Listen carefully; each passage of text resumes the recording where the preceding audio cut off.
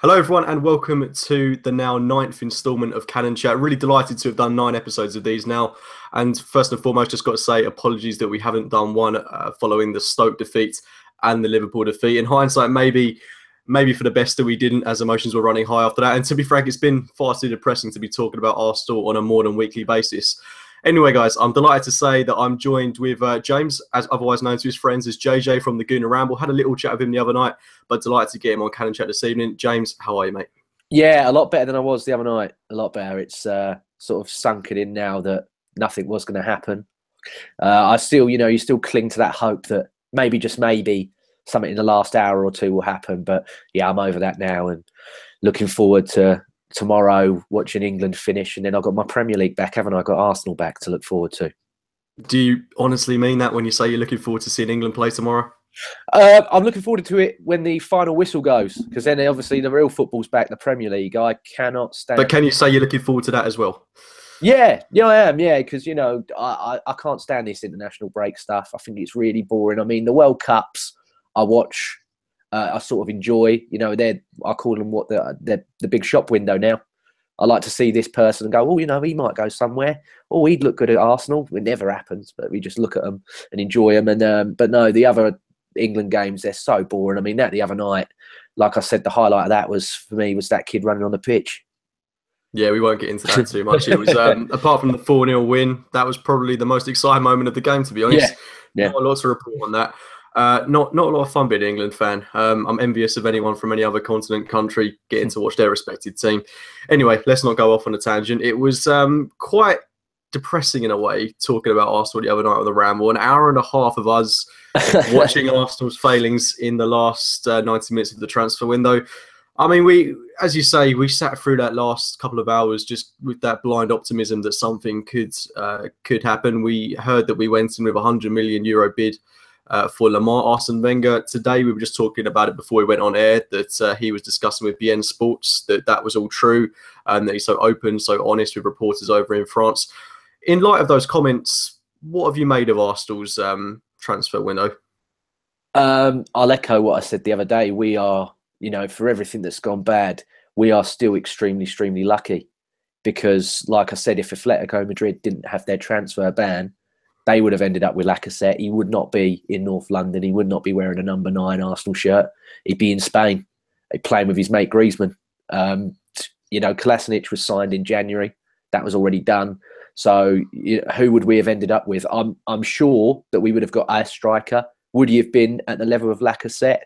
Would he have been even, some people are still, not for me, I've loved Lacazette for years, but the jury's still out on Lacazette for some people. Would we have got someone better than him? I don't know. Or would we have gone with Alexis Sanchez as the striker and then spent all that money on a winger such as Lamar or a Draxler or somebody else? Maybe even Mahrez. I don't know. Well, I mean, you look at the acquisition of Lacazette, and you've got to say, brilliant signing on the spin of things when you see someone like Kylian Mbappe going for over triple what Lacazette's price was. Lacazette, arguably the more proven, more experienced, more clinical striker, possibly. No denying Mbappe's talent, but I'd say we've done quite well to acquire the services of Lacazette, given how mental this transfer window has been. Would you go along with that? Yeah, I mean, like I said, I've wanted him at Arsenal for years. I've rated him highly for a very, very long time. And like the thing is now, though, is like we've echoed so many times, and so many Arsenal fans have said, what can he do on the bench? You can't have your world class finisher and striker on the bench. He's got to be playing in these games. Which begs the question as to why. I mean, I don't want to keep going back to that Liverpool game. It's honestly the last thing I want to be talking about, but. We had Lacazette on the bench. We had Olivier Giroud on the bench. 2 very, very proven goal scorers in their respective leagues. And we saw Danny Welbeck, who we all know, Arsene Wenger must know that he is not the most lethal player at the club when it comes to being in front of goal. We saw that evidence when he missed that first chance right in the opening couple of minutes of the game. Could have put us 1-0 up. Could have panned out to a totally different game. But yeah, I mean, you can't help but think Giroud or Lacazette in that opportunity maybe we'd have got the goal. So, I mean, going forward now, if Arsene Wenger, as we spoke about on the Ramble, isn't maybe overly keen on Lacazette, if he's kind of got the Mustafi-esque vibe to him that seems to have gone on this summer. I mean, it does kind of worry me in the sense that Lacazette won't get that chance to fulfill himself. Are we going to see another Lucas Perez situation evolve, another Park Chu-young situation? I sincerely hope not, given that he's our record signing. But with Arsene Wenger, I mean, it's just hard to tell. Yeah, it's. I don't think that it will get to that level. I think he's going to realise that he's spent a lot of that money, and he's not going to drop him now. You know, the fanfare for him at the moment isn't great. And I think the more and more he leaves Lacazette on the bench, the more and more that's gonna really, really annoy these fans. I mean, loads of people, we've called for it. You know, I certainly have. I've gone, do you know what? Drop Ozil for this next game because he's not at the standard. There's something not right with him. Is he carrying? Is his attitude not there? But he'll always pick Ozil because he spent the £45 million on him. He's the record signing. And I think it's going to be the same with Lacazette. He's going to be like, I'm going to have to play him because I've spent all this money on him. Do you think one kind of theory that's been plugged around a little bit in recent weeks is to play Lacazette and Olivier Giroud up top in the two? I know you mentioned that in the Ramble as well. Yeah. That's something I'd really like to see, maybe with Mesut Ozil or even Alexis Sanchez playing in the playmaking role behind them. Do you think that's something that Arsenal could look to use this season? Yeah, I mean, I'm 100% behind my statement of saying that. I think that would be amazing to see. I think Giroud especially would love it. I think Lacazette would love it, and I think the rest of the team would love it. You know, I'm only saying this from the point of view of I do not believe in my heart of heart that Alexis Sanchez, all these rumours and innuendo and speculation and everything, you know, I don't believe that he really will not give his 100% for Arsenal. I don't believe that he won't want to play for Arsenal. But there are so many statements coming out that he will not play for this club again. He's so angry at not being sold. You know, they're talking about it going to court with Man City and everything else as well. You got one of our board members, the chairman, today saying that he prefers horse racing to football at the moment because of everything that's going wrong with Arsenal. We'd rather talk about the horses. So it's all just a big muddle and it's all a big confusion. And I would say in this present time, if Alexis Sanchez does refuse to play, if he doesn't want to play for Arsenal, then that for me is our best option. Let's talk about that statement that came out earlier about the horse racing, because I mean it's gone a little bit viral on Twitter. Ludicrous statement to make given how things are going. I mean that's not what you expect from someone so high up in the club. What do you think that says about Arsenal's board at this moment in time?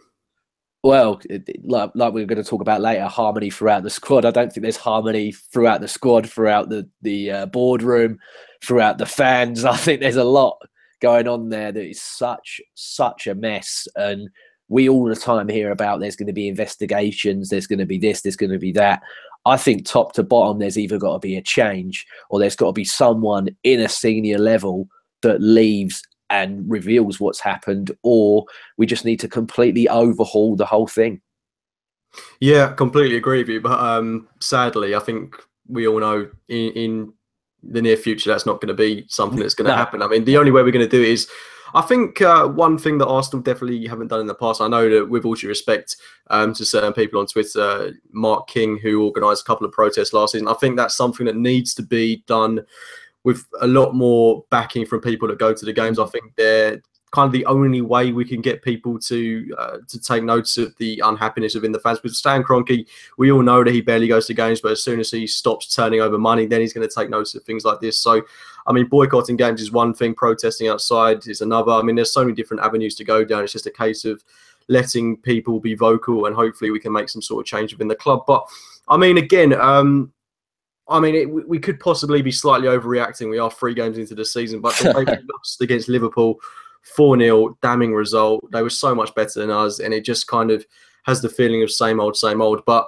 you look back to last season, this time last year, when we put 3 past Chelsea, it was the polar opposite, really. Everyone was looking at Arsenal and thinking, oh, look, we're a really exciting team. Arsenal have turned a corner.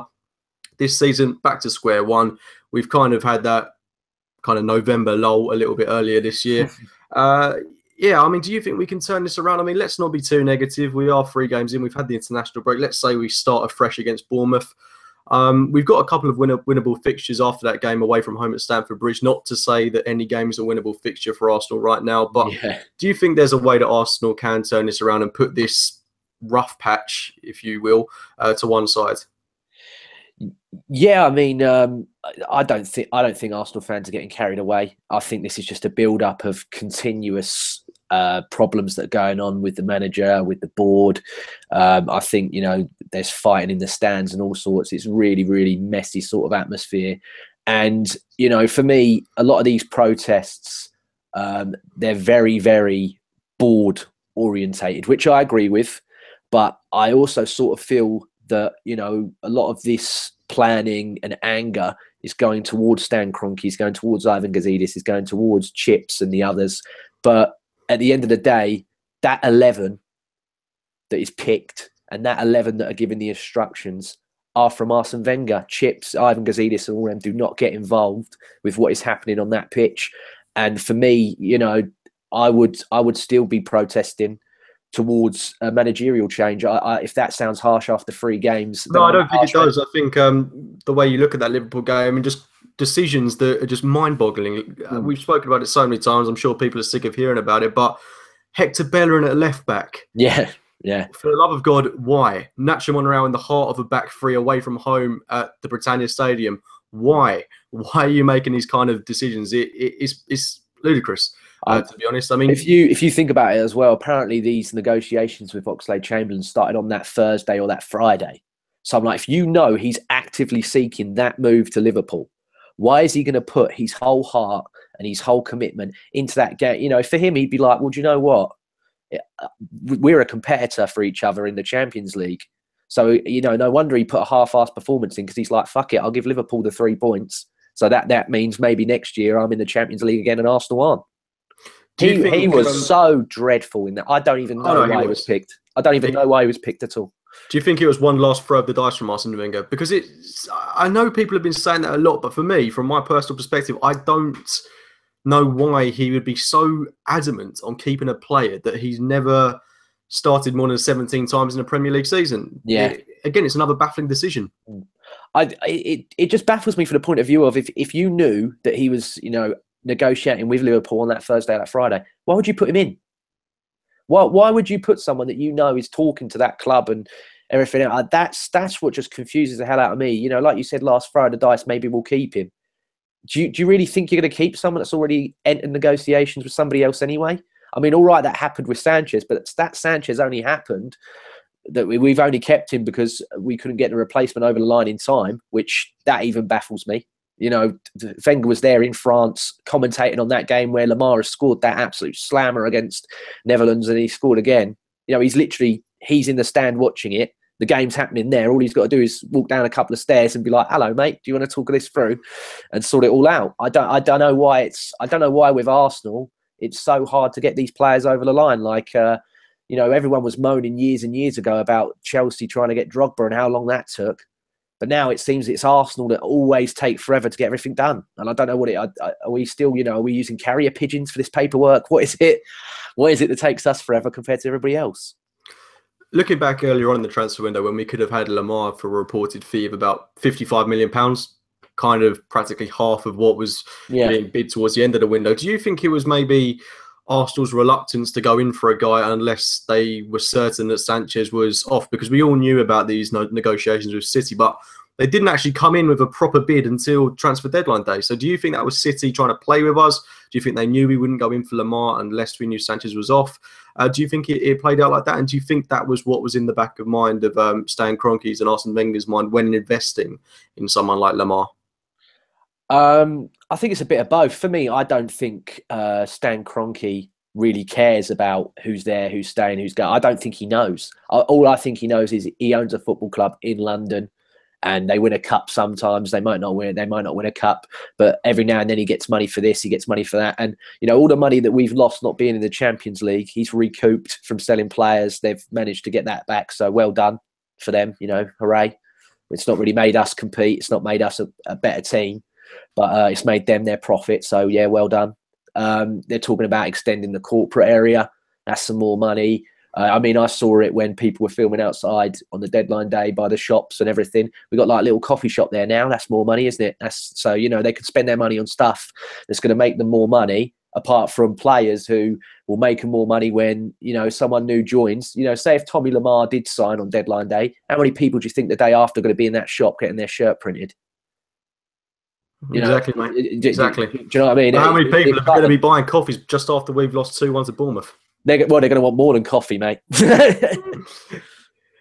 Oh, James, it's so depressing. It's hard to talk about this, mate. It really is. Just one final thing on outgoings from the club. I mean, we've lost a lot of players. We lost Joel Campbell. We lost Lucas Perez, kind of fringe players that, you know, I love Lucas Perez. I'd have loved him to have been a success story at Arsenal, but it wasn't meant to be. But yeah, as I say, we saw a lot of players go, but Oxlade-Chamberlain being the main one for 40 million quid. In all honesty, do you think he's going to be a loss? It's tough, isn't it? Because it's like I said the other night, you don't know how he's going to turn out for Liverpool. For me, I don't think he's going to get the playing time or the the berth that he wants in that centre midfield. I don't think he's going to get that.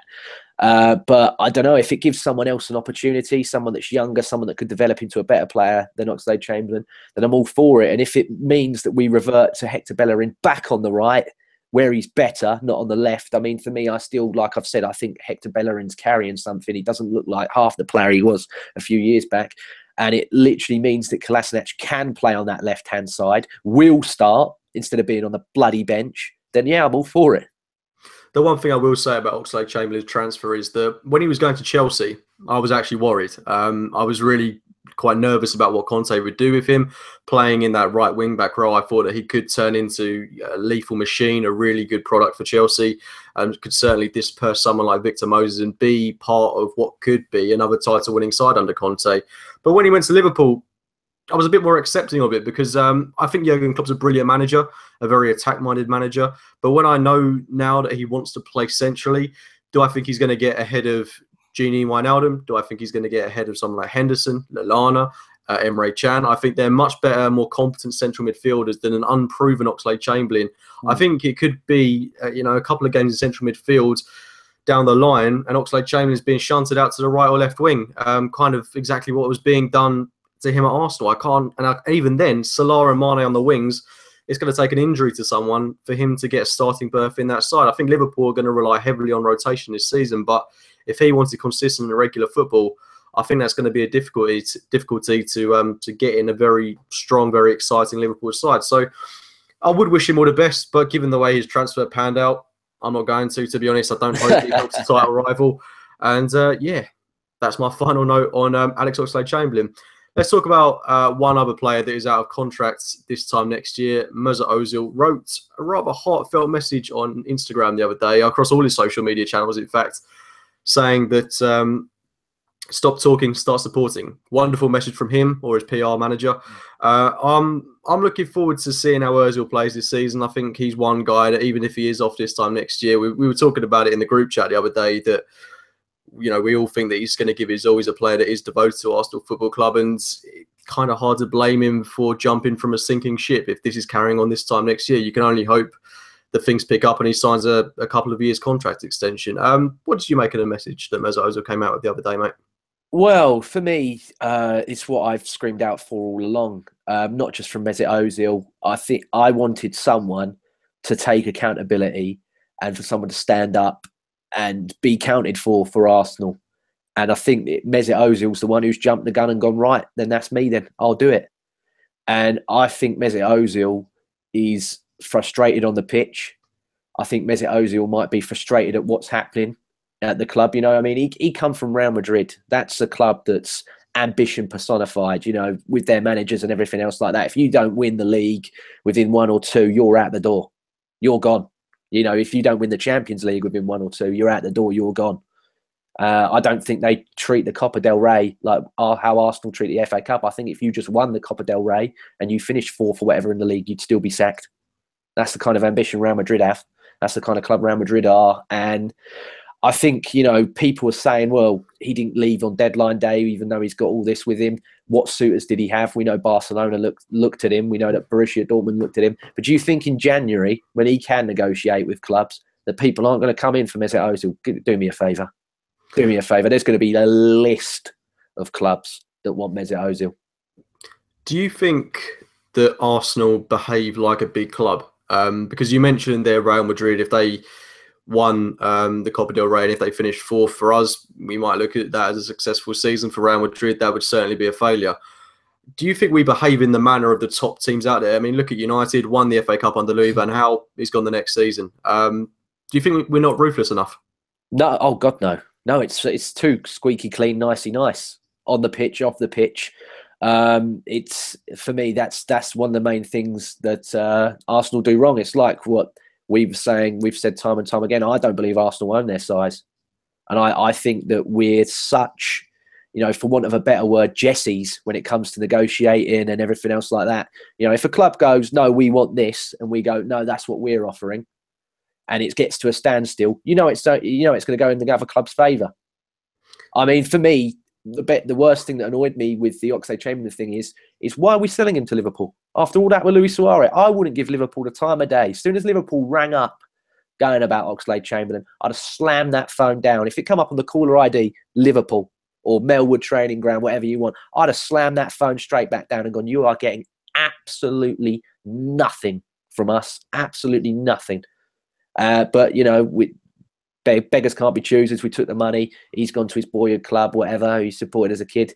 But no, in terms of what Ozil's done, like I said, I wanted someone to stand up and take accountability. I was talking about in the group chat, Petr Cech apparently did have a go at him. I was thinking, why hasn't he at half-time or whatever had a go at him? All right, he's not the keeper he once was, but he's a senior sort of player. He's a senior guy. He's been in the Premier League for a long, long, long, long time. And then I sort of realised, well, he's at the end of his career. Does he really care deep down? I probably don't think he does. He's still in London. He's still in his family home that he's always had. He's getting his money in, whatever, hush, hush, keep it quiet. But if it took Mesut Ozil or his PR team or whoever to put this out there and it sort of wakes people up, then yeah, I'm all for it. I'm all for it. He's got a language style. He's got what people think he's lazy. But if he's supplying all these chances and people aren't finishing them, and that's because we're picking the likes of Welbeck. Yeah, look at that Stoke game. How many times did he lay it on a plate and everything? And Danny Welbeck, either skied it or it hit the post or it did this or it did that. It got saved by, I'm not going to say that Butland had a bad game. He was absolutely incredible. And I mean, if we're looking at getting rid of Petr Cech and David Ospina's going, Jack Butland's the first keeper on my list that we go out and buy. He's the first one I'd bring in. I think he'd be brilliant signing for Arsenal when that time comes. But, I don't think it's Mesut Ozil's fault if these chances aren't being converted, mate. No, I agree. And whether the statement came out from Ozil's PR team or himself, I think it's probably a mixture of the two. We know he's got a big media team around him. It's the right thing to do. There's no one been standing up for Arsenal recently. And even if it's a player, our most lucrative signing, good to hear that. And it's good to know that he's on board with the fans and he's going to give his all for the club. One thing I would say I'm very excited about, and I'm sincerely hoping it's deployed against Bournemouth for the weekend, is Lacazette, Ozil, Alexis. That is tantalising, and I really hope that that's going to prevail to be an excellent trio this season. James, I don't suppose you've heard of, I'm pretty sure you will have, but a guy called Chris who used to go on Arsenal Fan TV, ginger guy, on Twitter now, and he's known for being an extremely positive Wengerian Arsenal supporter. Yeah, I've been brilliant. Yeah, I know Chris. Well, the other day, not personally. But... No, I've got nothing against the guy whatsoever. I'm sure he's a lovely family man, lovely human being, but his tweet the other day got me really thinking whether his account is meant to be taken seriously or not, saying that Arsenal's transfer window has been a success. And when applying a little bit of logic to it, we've kept Alexis, we've kept Ozil, we've brought in a top-class striker in Lacazette. Apart from losing Alex Oxlade-Chamberlain, the squad hasn't necessarily been weakened. We've lost Gabriel as well. That should be duly noted. We haven't brought in a centre-half as well. So, I mean, that's a bit worrying there. I look at Arsenal, I think, despite bringing in Kolasinac and despite bringing in Lacazette, I still don't have total faith that this is the strongest squad that it could be. A squad that, in Arsenal's terms, should be as strong as it should be. None of that makes any sense whatsoever, but you know what I mean, James. I mean, would you go along in saying that it's been a successful transfer window? From the point of view that we've got 2 upgrades, yes. But in terms of did we go out and get exactly what we needed? No. No, I wanted a centre-half even before we sold Gabriel and there was links with Mustafi going. I wanted the Van Dijk and I wanted, Koulibaly from Napoli, I thought was one that I was like, yeah, get him in. He looks like he's got the loins for the Premier League. He looks like he's the type of player that can sort that all out. I still wanted another winger to come in there because there was all these links of Sanchez going, whatever, as well. But yeah, I don't know if this is. I don't know if this Chris's account is really his account. I think someone just put the picture up there and just saying they're him just to what, you know. There's loads of these fake. He doesn't strike me as a Twitter sort of person, to be honest. Well, yeah, I don't know if it is his account or whatever. If it is, and that's what he believes, fair play. You know, if he's using a business head and that's how he feels, then I'm not going to criticize him for how he feels. But how I feel, that transfer window to me was a failure. To be fair, for a fake account, very articulate tweets, so fair play to whoever's running that. Let's get on to our next topic, harmony within the club. You mentioned there Shkodran Mustafi, who was supposedly looking for a move to Inter Milan. I mean, it kind of begs the question as to, with Ozil looking to leave, possibly Alexis Sanchez, I think we all know that he wants to leave. Probably a couple of other players in there as well that aren't 100% happy at Arsenal. Do you worry that harmony within this team is severely lacking? And I mean, that was, despite all the flaws in that starting 11 against Liverpool, that was a team that it shouldn't have lost 4-0. It was a good enough team not to lose by that margin. It's a team that probably, coming up against Liverpool's team with Hector Bellerin at left back, I mean, probably, arguably, we definitely weren't favourites going into that game. But I mean, just the attitude, the confidence in the side, that's what worries me more than anything. Liverpool are a team that are thriving on confidence, that echoed through into their performance. Do you worry that if we don't pick up in the dressing room, then these performances are just going to continue? Yeah, I mean, if all this fighting within them, you know, there was rumours of Ramsey absolutely tearing into Laurent Koscielny about how he's, you know, letting these goals in and all this other stuff, and how he's not defending properly, and then Koscielny going, well, you're too far forward, and this is going on and that's going on. You know, I don't know the real stories. It could all just be this is coming out in all different papers. You know, we've heard all sorts of different things with different players screaming at each other. I know a lot of them were like, sell Alexis Sanchez because he's, you know, he's half-assed in training. He turns up when he likes. He's disrupting the training. He's doing this, that, and the other. You know, for me, it's all wrong, mate. And there's got to be, like I said, there's got to be someone who steps up and takes this team on his back. And I'm not saying become a one-man team, because that's not what I want. If that's what gets us the 3 points, then by all means, let's do it. I'd rather have one player that's like, no, do you know what? I'll take this game by the scruff of the neck. But I don't know. We seriously lack leaders, and we need someone to stand up and be a leader. And if that even means putting Per Mertesacker back in that squad, I'm all for it. I'm all for it, because there's got to be a focal point to that team, and there's got to be someone, like I said, that carries that team through. After his cup final performance, I've got to say, I'm honestly astounded that Mertesacker has not been involved with the starting 11 since the season began. He seems, despite his age, come up to 33 years old. I mean, look at John Terry still performing at the top of his game at 33. You kind of have a feel that Mertesacker, in the heart of that defence, could be an unbelievable asset to Arsenal this season. Playing, you know, I'm not saying play him every week, but playing every couple of games a month, I think he could be so useful to this side, and it pains me that he's not playing for Arsenal. Do you think that he's got a pivotal role to play this season, and more importantly, do you think he's going to get it at Arsenal? I think he's got a pivotal role in two ways, because I think he's got it if he's on the pitch, but I also think he's got it off the pitch. I mean, a lot of people took for granted what Danny Welbeck said. You know, when I was hurt and down, he was the guy that was always in that treatment room with me, picking me up, got me back, you know, making sure I was all right, getting things for me, looking after me. And I think some of them, you know, we got this whole Coney Creche, you know, tagline. I mean, Emmanuel Petit come out today and said they are, you know, the majority of them are babies, which, you know, you get that vibe. I don't know. Some of them do seem like they're a bit pampered and they're a bit, you know, spoiled rotten, if that's want of a better word. But like I said, someone has got to go in there, and when things are going wrong, you got to pick it up. I mean, myself in my work life, there are times where people come in, and this is the worst thing for me about work in general for anybody.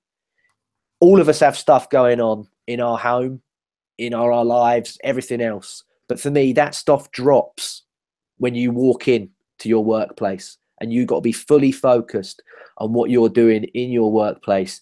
And for me, I don't know if there's baggage that's happening in training, if there's baggage going on. You know, they must look around at the fans and think there's 60,000, you know, there's 60,000 plus here.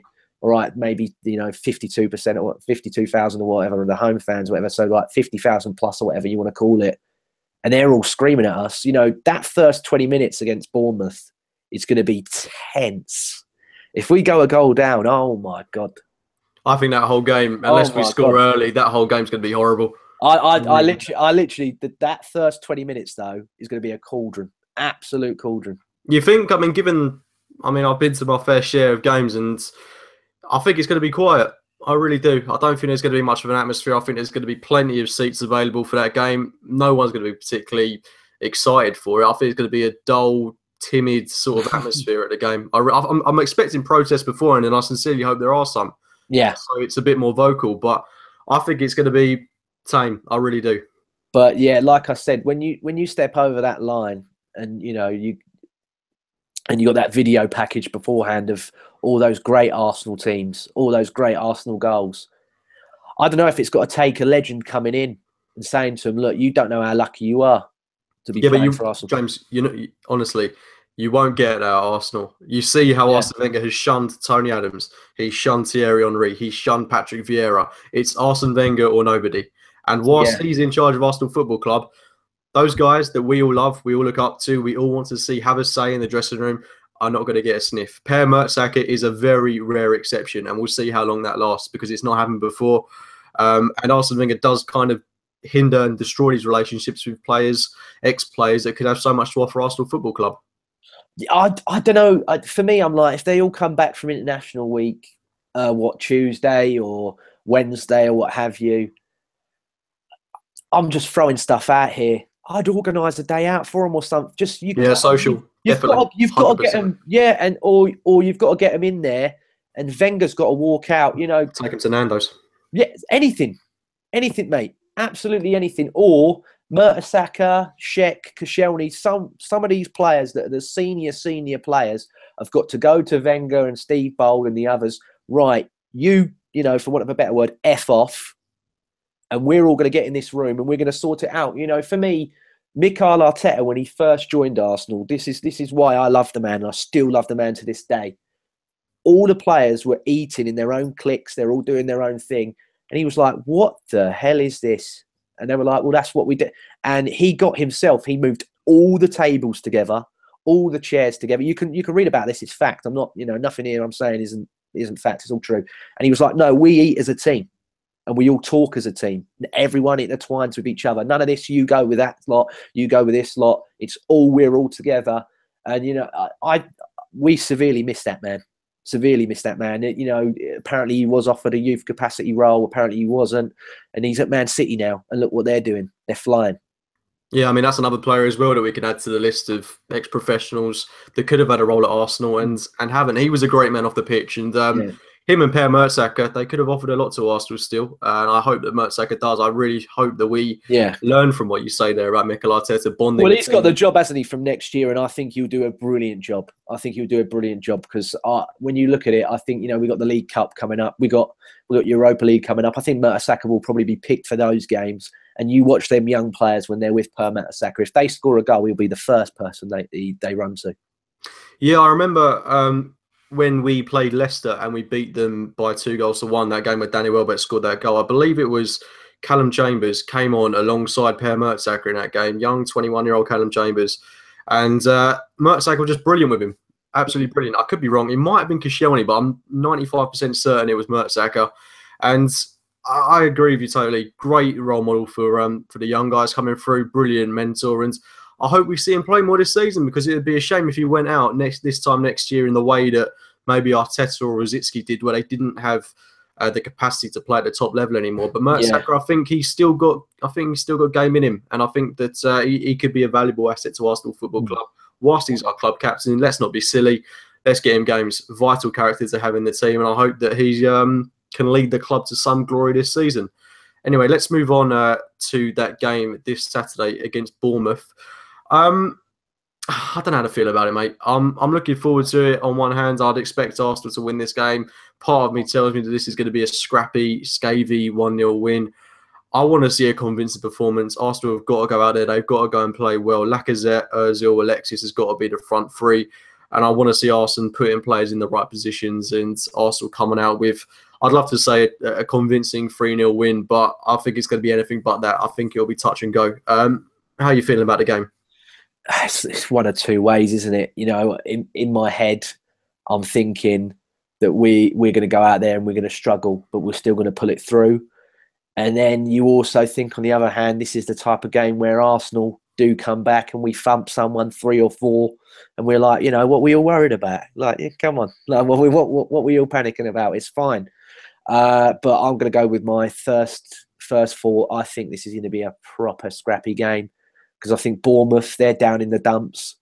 They're looking at it and they're like, Arsenal are a great team to play at the moment. They're in such a mess as well. And I think every other club in the Premier League would probably look at Arsenal at the moment. And we don't have that fear factor anymore, sadly. It pains me to say that. I think people would look at coming to Arsenal and they'd be like, do you know what, if we keep our heads together, keep our shape and everything else, we could win this. What team would you be looking to play in that game? 1 to 11? 1 to 11. The one I tweeted out the other day. If I would pick Sanchez if he's going to play, but I don't know. I think we're going to have to wait till the press conference midweek for Wenger to be like, no, that's all rubbish, and Sanchez will play and he will give 100% for this club. But if not, I would go with Sheck in goal. I'd have Rob Holding, Koscielny, Mustafi, and then I'd go Xhaka, Ramsey. I still think they're the best two. I'm sorry if that upsets people. I know a lot of people really do rate El Neni, and a lot of people do hate Aaron Ramsey. But, you know, I watched Aaron Ramsey for Wales in the highlights the other day. Can't knock him. Do you think it's a case of finding the right role for Aaron Ramsey? Because I think there's a great case to be made for him playing in the 2 behind the striker. Yeah, there's a lot of people that say he should play at a 10. But for me, I think he is all right where he is. It's just the instruction or whatever's got to be better.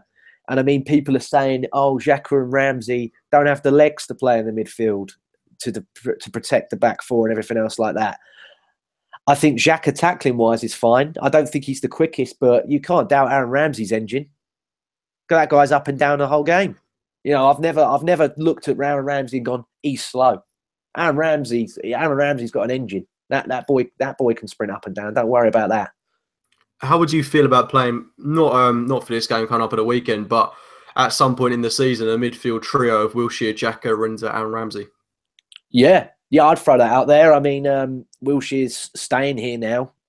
He put out a cheeky thing the other day, didn't he? To Tyrone Mings, yeah. Tyrone Mings, yeah. That well, you know, if it takes him pissing people off to get a recall, then so be it. Because there's someone that fights in under 23 games. He's causing, you know, I'm not saying get sent off, but we're crying out for, you know, the passion and the.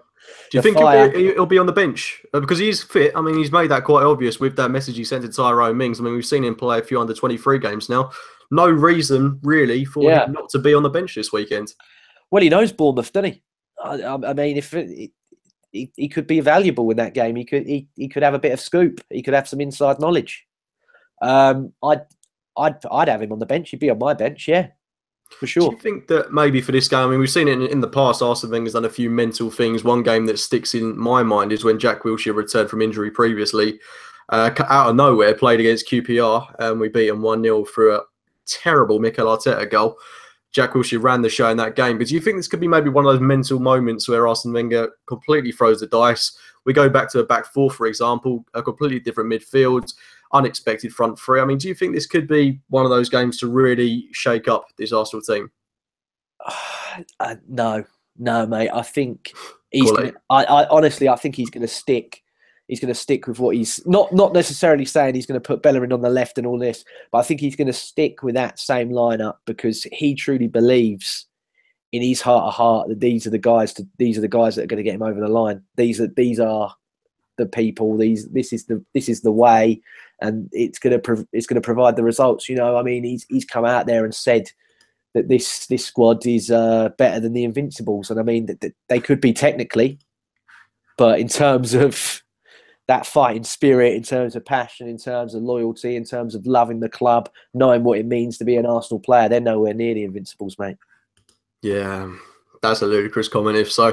And I think I've heard him say that multiple seasons in a row now, funnily enough. Yeah, it's one of the catchphrases, you know, you tick it off on the Wenger bingo, you know, next to mental strength and everything else. I'll tell you what, JJ, final note, we'll wrap up with this one. Arsenal in the Europa League this season. We've got it coming up. Our first game against Cologne very shortly. How are you feeling going, not into that game, but into the competition itself? And how do you think Arsenal should be looking to approach it? Oh, it's so tough for me now because I thought it would be a great opportunity to sort of give these fringe players a chance to play, get them in there, and then We've lost them all now. Well, yeah, true. Maybe get some youngsters out there, give them a run out and everything.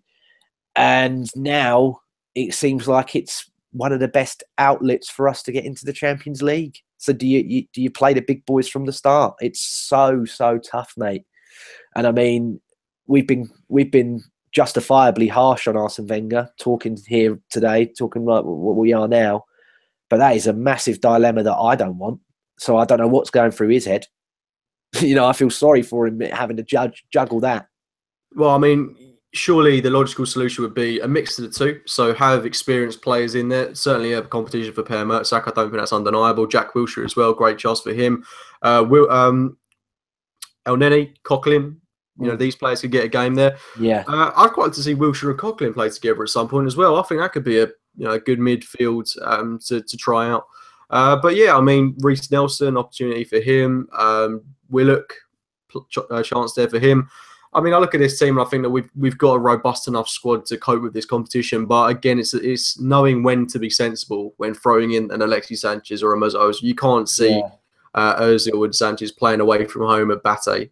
I mean, that'd be unheard of. It's the fact that we've got the big games after, isn't it? I think it's Chelsea after one, then Spurs after the other. And it's like you can't have that fatigue carrying into those games. I mean, I'm resigned to us, potentially getting thumped by Chelsea. I don't know what will happen. I don't know what will happen at Tottenham. I could be wrong. We could be clued up. We could be clued up and be brilliant on those days. But history will tell you, mate. We won't be. Exactly, mate. History would tell you. And I would rather we don't sacrifice those big players, and then we go in and we get. I can take losing, but to get thumped and embarrassed, that's what hurts me. It ruins my weekends, mate. Do you know what I mean? It ruins my weeks, mate. I'm normally quite a happy-go-lucky kind of guy. I like to go out Saturday night, have a good time. I can't go to the pub on a Saturday night after we get thumped and all that. Then I'm going to be laughed at. I don't want this. On that cheery note, let's get your score prediction for Bournemouth. I'm going to go a 2-1 Arsenal win. 2-1 Arsenal? But just. Goal scorers? If he starts Lacazette, and then I think Ozil, after all this has happened, I think he's going to take this by the scruff of his neck, hopefully. Yeah, I'd like it. If we could keep a clean sheet after seeing 8 goals in 3 games, that'd be quite nice as well. But JJ, I tell you what, I'm going to wrap it up there. It's been wonderful chatting with you this evening, and hopefully we can get you involved a bit more, mate. No worries. Thank you, mate. Absolute pleasure. No worries. Everyone, be sure to go and follow JJ. I've left his information in the description box below. Great guy to follow on Twitter. Great guy to have on the podcast. And make sure to follow the Goon Ramble as well. JJ, heavily involved with that. So thanks to everyone for tuning in tonight. It's been a pleasure talking to you all and talking with James, of course. And apologies that we didn't get anything out after the Stoke and Liverpool defeats. But yeah, I'm sure you can understand that it wasn't the best of time for all of us.